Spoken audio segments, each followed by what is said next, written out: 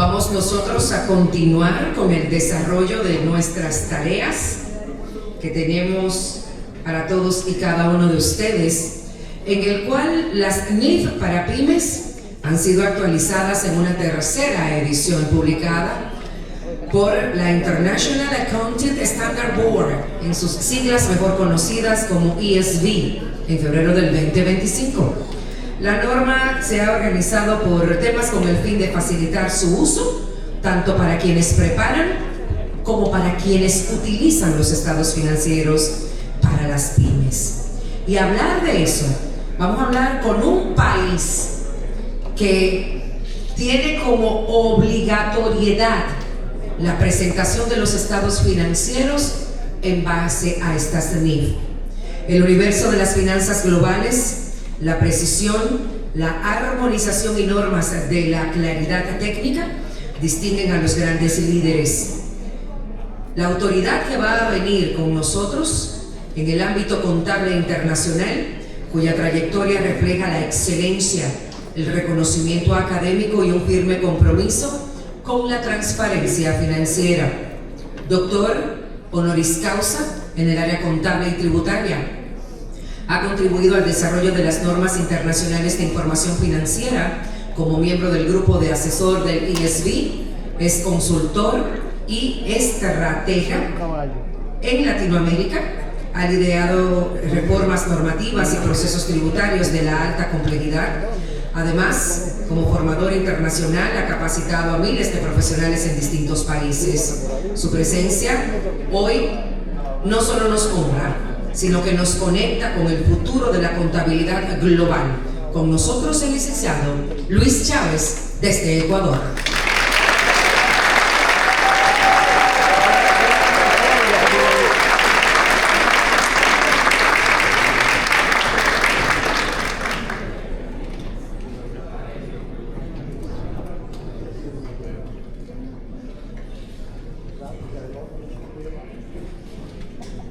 Muchísimas gracias.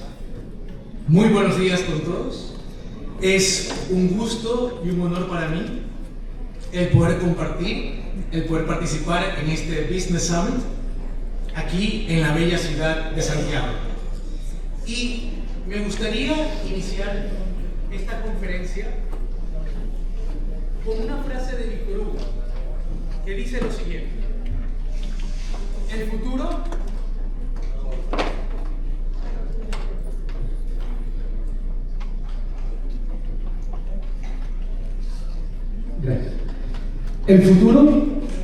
tiene muchos nombres. Para los débiles es lo inalcanzable. Para los temerosos, lo desconocido. Para los valientes, es la oportunidad. Realmente la aplicación de las NIF es una oportunidad para mejorar la calidad de la información que se publica en los estados financieros de nuestras empresas. Es una oportunidad para darle a las entidades, a las pequeñas y medianas empresas, un mayor acceso al capital a través de información financiera de alta calidad. Y es también la oportunidad para propulsar nuestra profesión contable, financiera, tributaria y de auditoría. Muy bien, en esta conferencia sobre los principales cambios a la NIF para las pymes, es importante resaltar que ahora estamos ya en la tercera edición de este estándar internacional. Su fecha de emisión fue en febrero del 2025 y su fecha de aplicación obligatoria a nivel mundial es a partir del 1 de enero del 2027. Se permite también aplicación anticipada. Ahora, si estamos en una conferencia de aplicación de la NIF para las pymes, es muy importante de antemano enfatizar qué significa realmente pyme para el contexto de esta normativa internacional, frente a muchos comentarios, a muchos mitos y leyendas urbanas que existen en el mercado a nivel internacional. Permítame enfatizar de entrada que pequeñas y medianas empresas, pymes, no significa necesariamente que una entidad sea de estructura pequeña, en activos o en ingresos. Más bien, como veremos a continuación, se trata de una característica cualitativa, el considerarse pyme en el estándar internacional. A primera vista, podríamos vernos tentados a considerar solamente que son pequeñas y medianas empresas. Pero por favor, veamos a continuación lo siguiente. Para el contexto de este estándar internacional, mire, pyme se considera una entidad, empresa, negocio, sociedad, que no tiene obligación pública de rendir cuentas. Esto se conoce en inglés como Public Accountability. Una entidad que no cumpla con esa cualidad o característica se considera, nótese, pyme en el contexto de este estándar internacional. Y sea una entidad que publique estados financieros con propósitos de información general. Entonces, es muy importante resaltar como introducción de esta conferencia qué significa pyme según esta propia norma. Ahora, como vamos a ir desarrollando la conferencia ordenadamente en un lenguaje sencillo de fácil asimilación, cabría entonces preguntarse a continuación: Luis, ¿y qué significa obligación pública de rendir cuentas o public accountability? Ya que una pyme no debe tener eso. Bueno, entonces mire, ¿qué significa la obligación pública de rendir cuentas? Bueno, una entidad tiene esa característica si recae en alguna de estas dos opciones que vamos a ver a continuación. Si tiene la obligación pública de rendir cuentas, recuerde, no puede aplicar la NIF para las pymes. No lo puede aplicar. Opción 1, mire, tiene instrumentos negociándose en el mercado de valores. O sea que su entidad ha emitido, por ejemplo, bonos, obligaciones, acciones que cotizan en el mercado de valores. O está en proceso de emitir dichos instrumentos para negociarse en un mercado público. Esa es una opción. La otra opción por la cual una entidad tendría obligación pública de rendir cuentas y por ende no puede aplicar la NIF para las pymes, mire, sería que dicha entidad mantiene activos en calidad de fiduciaria. Y cuando decimos aquí calidad de fiduciaria, no necesariamente siempre es un fideicomiso, sino que fiduciario quiere decir que gestione, que administre esos recursos. Mire, para un amplio grupo de terceros, como una de sus actividades principales. A manera de ejemplos, en esta opción 2, tenemos bancos, cooperativas de crédito, compañías de seguros, fondos de inversión. Mire, a menudo cumplen con este segundo criterio. Entonces, este tipo de entidades, ya sea, mire, de la opción 1 o de la opción 2, tienen la Public Accountability, obligación pública de rendir cuentas. Normalmente tienen reguladores que les exigen publicar sus estados financieros auditados. Entonces, ese tipo de entidades no puede aplicar NIF para pymes. En su lugar, más bien, deben aplicar NIF completas o full IFRS. Muy bien, dicho esto entonces, verá, a continuación, teniendo en cuenta entonces qué tipo de entidades aplican la NIF para las pymes, que en la práctica a nivel estadístico son la gran mayoría, ahora vamos a resaltar los principales cambios en esta normativa internacional. Uno de los más importantes es el cambio en la sección 23 de la NIF para las pymes, denominada ahora ingresos de actividades ordinarias procedentes de contratos con clientes, que prácticamente se alinea con la NIF 15 de las NIF completas. o NIF full, pero en un lenguaje más simplificado. Ahora bien, con el objetivo, mire, de que esta mención no quede aquí a viva voz de este cambio, ¿qué le parece si lo representamos a través de un ejemplo? Entonces, permítame mostrarle de manera gráfica el modelo de los 5 pasos. Primero, un vistazo general y luego vemos cada paso a través de un ejercicio. ¿Qué le parece? Excelente. Muy bien. Entonces, primer paso, mire, identificar el contrato o contratos con clientes. Y es que esta norma se aplica a contratos tales como ventas de bienes o prestaciones de servicios. Ese es el paso número 1. Paso número 2, mire, es identificar las obligaciones de desempeño que en la sección 23 de pymes recibe el nombre de compromisos, como un nombre directo o simplificado. Identificar los compromisos dentro del contrato. Es decir, ¿qué compromiso tengo? ¿La entrega de un bien acaso? ¿O la prestación de un servicio acaso? ¿O ambos quizás? De eso se encarga el paso número 2. Paso número 3. Determine el precio de la transacción, que viene a ser el precio global del contrato. Ok, paso número 4. Tomar ese precio, mire, del paso número 3 y distribuirlo en los compromisos que ya habíamos reconocido en el paso 2. Tomo el precio global del contrato y lo distribuyo razonablemente entre el bien o el servicio, como veremos también con un ejemplo.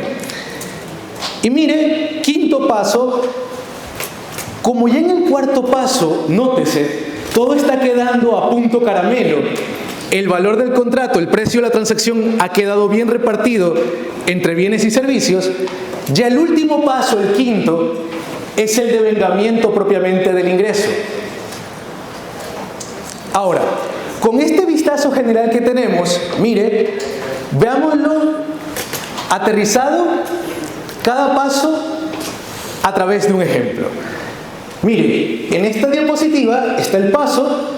Acá en este primer párrafo está un resumen de dicho paso y mire, en el siguiente párrafo está prácticamente el ejemplo que sigue a ese paso. Entonces, paso 1. Un contrato es un acuerdo entre dos o más partes que crea derechos y obligaciones exigibles. La sección 23 de pymes se debe aplicar en estos contratos con clientes. Ejemplo, considere una empresa de telefonía que, como podemos ver a veces en propagandas, en la publicidad, estipula lo siguiente, mire: venga, venga, compre con nosotros, firme hoy el contrato de antemano de los servicios de los 12 siguientes meses, tiempo aire, megas, datos, y de entrada le obsequiamos el celular. Venga con nosotros. Ese es el acuerdo, ese es el contrato. Y el cliente a su vez se compromete, mire, a ir pagando un valor de 100 mensual al final de cada mes. Ahí tenemos entonces identificado el contrato, los derechos y obligaciones exigibles. Ok, ahora vamos al paso siguiente, el paso número 2. Muy bien, identificar los compromisos dentro del contrato. Y es que a veces un contrato con un cliente puede contener más de un compromiso. Por lo tanto, mire, un contrato incluye compromisos de transferir bienes o servicios a un cliente. Si esos bienes o servicios son distintos, los compromisos se contabilizan por separado. Un bien o servicio es distinto si el cliente puede beneficiarse del bien o servicio en sí mismo. Un buen tip en la práctica para identificar estos bienes o servicios distintos es que la empresa de telefonía, además de estarlos vendiendo en combo, en conjunto al celular y al servicio, también los pueda vender por separado. independientemente.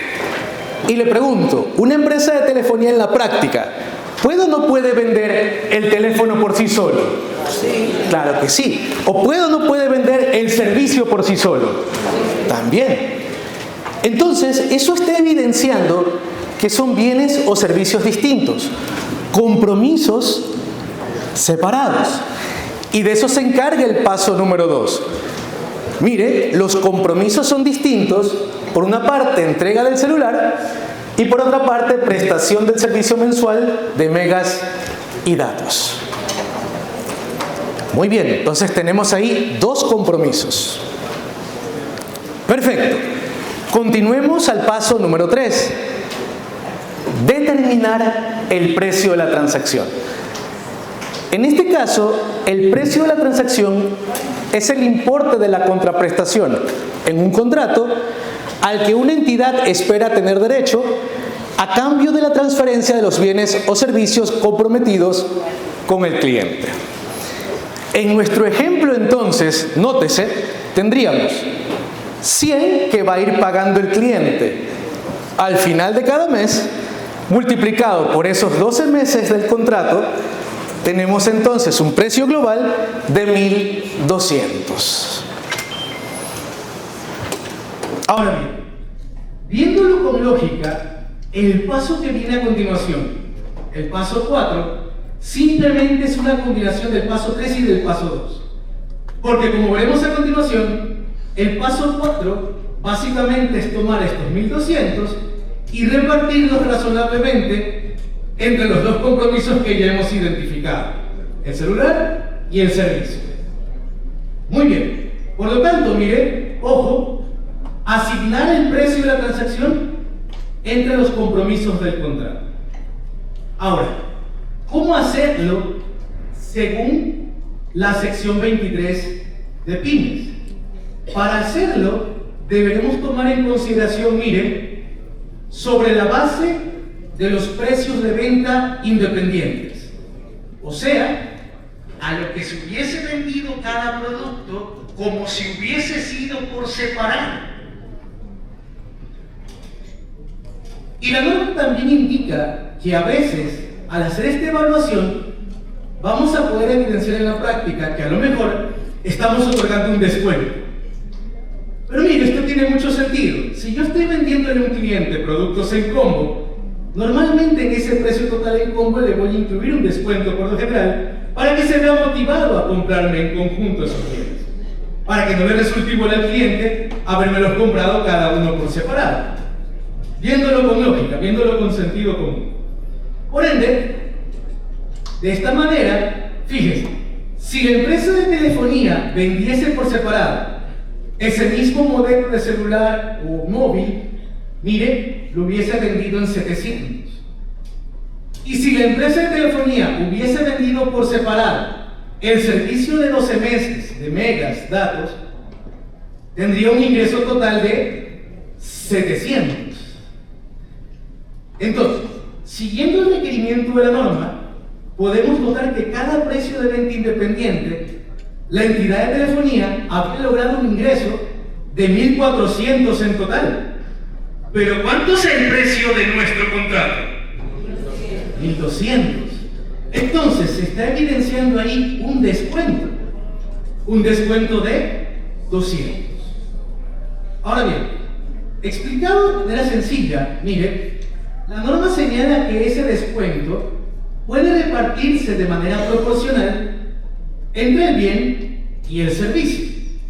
Si fuese así, entonces, esos 200 tomaríamos 100 para el celular y 100 para el servicio, quedando cada precio en 600 y 600. Es una opción de política contable. Eso lo elige la propia entidad, de acuerdo a su realidad económica. Pero ¿qué tal si esta empresa de telefonía, de acuerdo a experiencias que hemos tenido con este tipo de empresas, en los servicios de asesoría de info, implementación, qué tal si sus accionistas o proveedores de capital quieren ver el ingreso protagónico de la empresa puro, sin descuentos? Y le pregunto, por favor, ¿cuál cree usted que es el ingreso protagónico de una empresa de telefonía? ¿La venta de equipos celulares o el servicio? Es el servicio. Entonces, consideremos en este ejemplo que la entidad toma como política, que lo permite la sección 23 de Pymes, tomar ese descuento de 200 y atribuírselo solamente al celular. De esta manera, entonces, se entiende que el celular quedaría en 500, ya incluido el descuento, y 700, que es el servicio de los 12 meses. Muy bien. Entonces, le invito a que vea esto con sentido común. Fíjese que hasta el paso 4 al que hemos llegado, todo está quedando a punto caramelo, porque el celular ya tiene asignado su valor y el servicio ya tiene asignado su valor. Por ende, en el quinto paso ya se procederá simplemente al reconocimiento del ingreso. La norma señala que, mire, se deberá reconocer el ingreso, contabilizarlo, devengarlo, cuando o a medida que la entidad satisface un compromiso.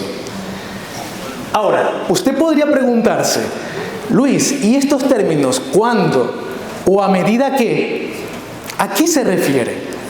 Verá, lo que sucede es que en la práctica van a haber compromisos que se satisfacen en un punto en el tiempo, en un momento determinado. Eso ocurre habitualmente en las ventas de bienes. Cuando le transfiero el control del bien al cliente, ahí he cumplido mi compromiso en un punto en el tiempo. Y ahí devengaré el ingreso. Pero fíjese, si habláramos en cambio de un servicio, diríamos que el ingreso se reconocería a medida que voy prestando ese servicio al cliente. Esa es la lógica de la norma. Ok, y miren, ¿qué le parece si esta conclusión a la que hemos llegado la vemos manifestada en forma de asiento contable? Mire, como habíamos llegado al paso 4, precio de la transacción total 1.200.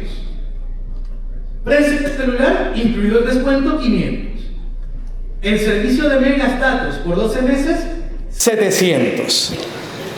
Ok, entonces mire, al inicio, cuando el cliente recibe el equipo móvil, cuando firma el contrato, de acuerdo a esa promoción, venga, contrate con nosotros, que si lo hace, de entrada le entregamos el celular, se lo regalamos. Bueno, entonces, mire, cuando el cliente obtiene el control del celular, crédito, ingresos por ventas de bienes, se está cumpliendo ese compromiso. Y en este caso, como el cliente luego va a ir pagando un valor de 100 al final de cada mes durante 12 meses, lo que se va a debitar, mire, prácticamente es una cuenta por cobrar de 500. Muy bien. Ahora, claro está, entre paréntesis, que la entidad de telefonía hará otro asiento contable, dando de baja el inventario, crédito inventario y débito al costo de ventas por el costo de ese equipo. Sin embargo, estamos resaltando acá el asiento del ingreso. Ok, y luego, mire, a medida que ya el cliente comienza a recibir el servicio, a medida que se satisface ese otro compromiso, ¿qué también entonces se debería ir devengando? El ingreso por el servicio. Ahora, si lo vemos acá, mire, más abajo, en cada mes que se devengue el ingreso por el servicio prestado y el respectivo cobro, recordemos que el cliente va a ir pagando un valor de 100. Débito efectivo 100.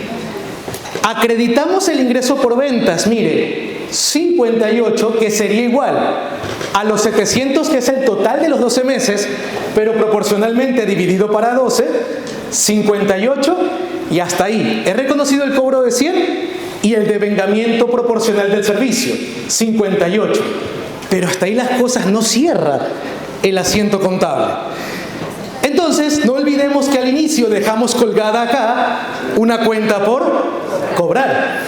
Y por ende, mire, a medida que luego se van devengando mensualmente los asientos, iríamos teniendo la baja progresivamente de la cuenta por cobrar, que sería por la diferencia de 42 o, si se prefiere, los 500 del celular dividido para 12. Pero fíjese esto, qué hermosura la sección 23 de pymes. O sea, nos está reflejando la realidad económica de la transacción. Mire, si observamos aquí, ¿qué es lo que ha sucedido en realidad? Desnudando esta transacción, transparentándola. Lo que ha sucedido básicamente es que la empresa de telefonía le ha vendido a crédito un celular al cliente. Y luego, en ese valor de 100 que está cobrando, no solamente le está cobrando el servicio que está prestando la empresa de telefonía, que es 58, sino que le está cobrando también, se entiende, la financiación del celular. Pero esto queda transparentado aplicando el modelo de 5 pasos que hemos visto a través de este ejemplo, identificando las correspondientes obligaciones de desempeño o compromiso. Y esto deja reflejada la realidad económica de la entidad, que por supuesto, en las experiencias que hemos tenido con empresas de telefonía, lo sabe la propia gerencia. O sea, la propia entidad es consciente en su estructura de precios que dentro de esos 100 está cobrando el bien y el servicio. Esa es la realidad económica, solo que ahora queda plasmada en la contabilidad con la aplicación de este modelo de 5 pasos. Ahí sí se ve la realidad económica. Y recuerde la promoción. Venga, venga, firme con nosotros, que si lo hace hoy, le obsequiamos, le regalamos el celular. ¿Habrá sido realmente un regalo? Ahora que vemos la esencia económica del ejercicio. ¿Será que el cliente, que se lo tomó muy a pecho, muy literal, que pensó que era un obsequio, será que en el mes 6 del contrato de 12 meses decide ya no continuar con el servicio? Pero como él entendió que el celular era un regalo, ¿será que en la vida real él podrá darse la media vuelta, irse con el celular, irse con el sol cuando muere la tarde? Realmente no puede hacer eso, se lo van a cobrar. Y eso queda manifestado en la contabilidad, fíjese. Muy bien. Una pregunta. Permítame, al final con gusto absolvemos las consultas, para poder compartir todo el contenido que con cariño hemos traído. Muy bien. Ahora, instrumentos financieros. Queremos destacar lo siguiente. Verá, ahora todo el tratamiento de instrumentos financieros se agrupan en las secciones, en la sección 11, en una sola. Antes estaba en las secciones 11 y 12. Y fíjese, se decidió no incorporar el modelo de pérdida crediticia esperada, debido a su relevancia limitada para las pymes. En NIF para pymes no hay que estimar pérdida esperada, por favor. Eso solo se hace en NIF completas. Entonces, esto quiere decir que en NIF para pymes seguiremos con el modelo de la pérdida incurrida en los activos financieros. ¿Qué es pérdida incurrida? Que reconozco el deterioro cuando realmente existe evidencia objetiva, cuando ya existe información observable de ese deterioro. No me puedo anticipar a reconocer pérdidas en activos financieros. Muy bien. Y mire, como un requerimiento de información a revelar adicional, ahora se le requiere a las pymes presentar un análisis de antigüedad de cartera prácticamente en notas. Muy bien, como información relevante para los usuarios. Otro punto importante, ahora en la nueva edición de NIF para pymes tenemos una nueva sección sobre el valor razonable. Por primera vez, esto se agrupa en la sección 12 y se inspira en la NIF 13 de NIF completas, pero mire, con una guía clara y menos compleja, con enfoque en la simplicidad y en el uso de datos observables para pymes. Medición del valor razonable. Muy bien. También sobre los estados financieros consolidados, queremos destacar que se actualizó la definición de control y se alinea con el enfoque de la NIF 10 de las NIF completas. Ahora, se mantiene esa presunción refutable de que si tengo más del 50% de los derechos de voto, existe una presunción refutable de que tendría control para simplificar la aplicación del modelo. Muy bien. En las combinaciones de negocios, es importante resaltar que se está alineando con la NIF 3 prácticamente y hay una definición mejorada de lo que significa negocio en el contexto de las NIF. Si lo vemos de forma didáctica, de forma pedagógica, ese concepto mejorado de negocio, que ahora se incluye también en la NIF para las pymes, tiene en cuenta inputs, como pueden ser, mire, propiedades, planta y equipo, activos intangibles, plantilla laboral organizada, más procesos, inputs más procesos que pueden generar outputs como ingresos o productos. Para la norma internacional en combinaciones de negocios, un negocio debe estar constituido al menos por inputs más procesos. O sea que en realidad se trate de un negocio en marcha prácticamente para poder aplicar esta normativa internacional. Muy bien. También en lo relacionado a conceptos y principios generales, la sección 2 fue actualizada para alinearse con el marco conceptual para la información financiera de 2018. Ese marco conceptual del 2018, por si acaso, es el último que ha sido emitido y se aplica también en NIF completas. Y la NIF para pymes mantiene en su tercera edición la exención de costo o esfuerzo desproporcionado para ciertos requerimientos en ciertas secciones de la norma. A veces, cuando se quiere aplicar un requerimiento de la NIF para las pymes, puede ser que le resulte más costoso a la empresa hacerlo que el beneficio que le va a dar. Y por lo tanto, la NIF para pymes permite aplicar esa exención para no llevar a cabo ese requerimiento puntual. Muy bien. Y también queremos destacar lo siguiente. Siendo Latinoamérica y el Caribe relevante en actividades agrícolas, permítame comentarle que se hizo también ahora, al igual que en NIF completas, una separación de las plantas productoras de frutos.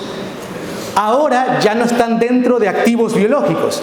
Las plantas productoras de frutos, las que son capaces de dar frutos por más de un periodo, ahora estarán dentro del alcance de la sección 17 de propiedades, planta y equipo. Por lo tanto, viéndolo de manera simple, la inversión inicial en la planta productora estará contabilizado como propiedad, planta y equipo, y luego el fruto que esté en crecimiento en la planta productora se contabilizará aparte como una cuenta de activo biológico, lo cual se alinea prácticamente con NIF completas. Y miren, viéndolo de manera ilustrativa, consideremos este ejemplo de fácil asimilación. Aquí podemos ver plantas de cacao. La entidad ha incurrido en estos costos que detallamos aquí. Plantación, labores de cultivo, riegos, fertilización, tratamientos, entre otros.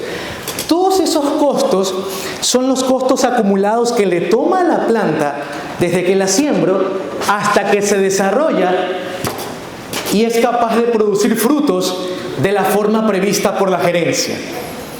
Ahora bien, en una plantación de cacao, en la práctica, en promedio, este tiempo puede demorar aproximadamente 3 años. Y todos esos costos no se van a gasto, sino que se van activando, capitalizando dentro de propiedad, planta y equipo en una cuenta de la planta productora. Entonces, ¿qué le parece si lo vemos representado, mire, como asiento contable? Este total de 9.190, que fueron los costos, se acumula en propiedad, planta y equipo. Las contrapartidas pudieron haber sido efectivo, cuentas por pagar, entre otras. Estamos representándolo en un solo asiento, mire, 9.190. Y una vez que una propiedad, planta y equipo ya está lista, disponible para el uso, naturalmente empezaremos a depreciarla. Esa vida útil la establezco con el técnico. En esta plantación de cacao, por ejemplo, 30 años, y se genera un gasto por depreciación, que aquí lo representamos anual, de 306 contra una depreciación acumulada por el mismo valor. Prácticamente activo fijo. Bien. Y miren, teniendo en cuenta, ¿verdad?, los tiempos programados para esta conferencia, hemos querido compartir con todo cariño los que hemos considerado los principales cambios en la NIF para las pymes. Pero esto no termina aquí, por favor. Miren que con cariño, dentro del material al final, le hemos incluido las fuentes para que usted pueda descargar directamente de este link a la NIF para pymes en PDF, tercera edición en español. el sitio web oficial. Y mire, le hemos preparado también con todo gusto un artículo exclusivo en español en nuestro sitio web sobre la tercera edición de la NIF para las pymes, cuya lectura le recomendamos altamente en un momento que usted tenga disponible este fin de semana. Muy bien. Y, por favor, si aún no somos amigos en redes sociales, eso no puede ser. Le extendemos con gusto una cordial invitación. Mire, si usted usa Instagram, en Instagram, @LuisChavez86, o si usted usa Facebook, nos puede encontrar en nuestro fanpage como luisa.chavez, o si usted usa LinkedIn, en nuestro fanpage también como luisa.chavez. Redes sociales donde mi equipo y yo, por ejemplo, hoy estoy dando una conferencia en el Congreso, pero mi equipo está compartiendo contenidos, videos, accesos a artículos, tips y demás información de valor que por favor aprovéchela sin costo alguno, gratuitamente.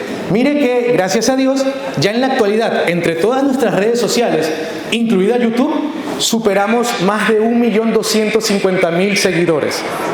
Así que si aún no está aprovechando este contenido, por favor, le invitamos a que lo aproveche. Muchas gracias.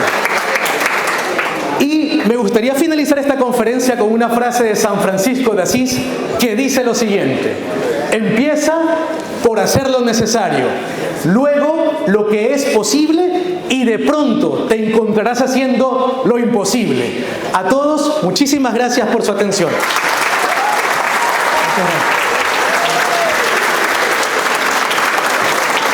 Magistral.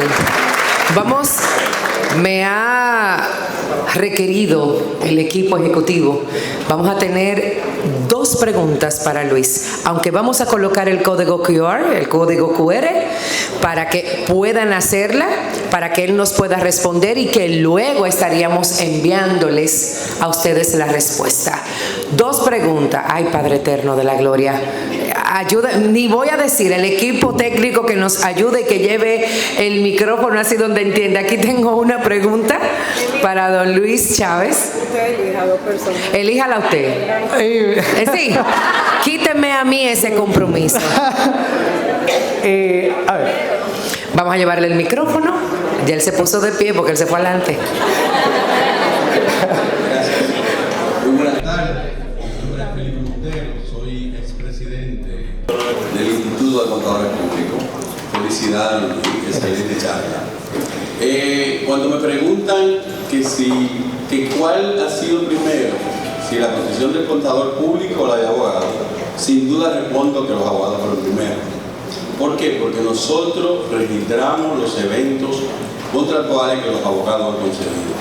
En este ejemplo que don Luis nos ha puesto, el primer registro está concebido muy bien según la técnica contable. Ahora, en el segundo, en el registro del servicio, yo entiendo que como un servicio que se va a ir dando a lo largo del tiempo del contrato, de 12 meses, yo difiero el reconocimiento del ingreso y luego lo voy reconociendo en la medida que el tiempo va pasando y no reconozco el ingreso inmediatamente, porque si me auditan el contrato voy a tener una diferencia con respecto a los registros contables. De acuerdo. Tal como vimos en el ejemplo, el ingreso total del servicio era 700 por los 12 meses. Y en el primer mes, a manera de ejemplo, se fue registrando de manera proporcional, mostrando la realidad económica del negocio. Tal cual. Ahí lo mostramos. Tal cual. No se registra todo de golpe, no. Tal cual. La próxima pregunta, don Luis, elíjala usted. ¿Quién quiere hacer una última pregunta? Allá hay una mano levantada. De este lado también. Vamos a darle oportunidad a este lado. No sé, don Luis, a quién. Bueno, está bien. Ok, vamos a llevar el micrófono. Sí, Luis, fíjense, hemos hablado hoy de los cambios que vienen en NIF para pymes. Sin embargo, como no hemos agotado el tema de NIF Full, ¿verdad que sí? Los cambios que también traen, yo quiero, ¿verdad?, aprovechar su experiencia para aclarar una duda. ¿Qué va a pasar? La NIF 18 trae cambios importantísimos, dígase los más dramáticos que se ha hecho en los estados financieros, sobre todo en la presentación del estado de resultados. Trae pequeños cambios también para balance general, para flujo, pero bueno, pero esos son menores. Ahora, ¿qué va a pasar aquí? Como el formato de estado que exige la NIF 18 es mucho más detallado, mucho más amigable para los bancos e inversionistas, cuando enviemos los estados financieros conforme al IPIME, es muy probable que los bancos nos estén requiriendo que se presente con la forma de la NIF Full. Entonces, ¿se puede utilizar en materia de forma la presentación de la NIF 18 para estado financiero bajo el IPIME? Ok, hermosa pregunta. Es una pregunta que nos ha llegado en ocasiones y nótese lo siguiente. A ver, este es otro tema, ¿verdad? NIF 18. NIF 18, por si acaso, es una norma para NIF Full, NIF completas, para separar el tema de la conferencia que fue NIF para pymes y dar una respuesta adecuada. NIF 18 se aplica en entidades que tienen la obligación pública de rendir cuentas.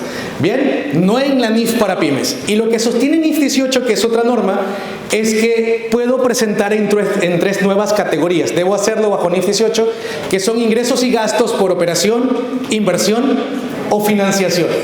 NIF 18 de NIF completas, para entidades que tienen Public Accountability. Bien, NIF para pymes, ojo, para hacer la separación, está regulado en esos temas desde las secciones 3 hasta la 8, que aborda lo que tiene que ver con la presentación de estados financieros. Pero el orden es el siguiente. Si la NIF para pymes ya nos dice lo que debemos hacer, debemos seguir, por favor, esas secciones de la NIF para pymes que no están alineadas con NIF completas o con NIF Full. Es decir, no sería adecuado yo propender o sugerir a que NIF para pymes, que tiene sus propias regulaciones y secciones y está pensado para entidades sin obligación pública de rendir cuentas, sugerir o proponer el formato de la nueva NIF 18, porque en las experiencias que estamos teniendo con los clientes en asesoría e implementación, esto implica cambios internos en los sistemas de información, en los programas contables. Entonces, eso podría generarle, mire, un costo o esfuerzo desproporcionado si hablamos de una pyme. Entonces, mi sugerencia, lo ideal es que esperemos a la próxima revisión integral de la NIF para las pymes, que esto se evalúe apropiadamente a nivel mundial y ver realmente, y ahí todos juntos podemos comentar en ese proceso de reforma de la futura cuarta edición de la NIF para pymes, y ahí ver qué se puede tomar de la NIF 18 en un sentido equilibrado para adaptarlo luego en la NIF para las pymes. Esa sería mi respuesta más apropiada, más prudente ante dicha situación, para no generar algún costo o esfuerzo desproporcionado en las pymes, temas que aún no estén requeridos. Y como la pregunta también manifestaba, me lo pide algún organismo o algún regulador, ahí también es importante concientizar a una entidad financiera o a un regulador o un organismo de que tenemos estándares diferenciados. Unos son NIF completas y otros se presentan bajo NIF para pymes. Muy bien. Nueva vez agradecemos fuerte el aplauso para nuestro querido doctor Luis Chávez desde Ecuador.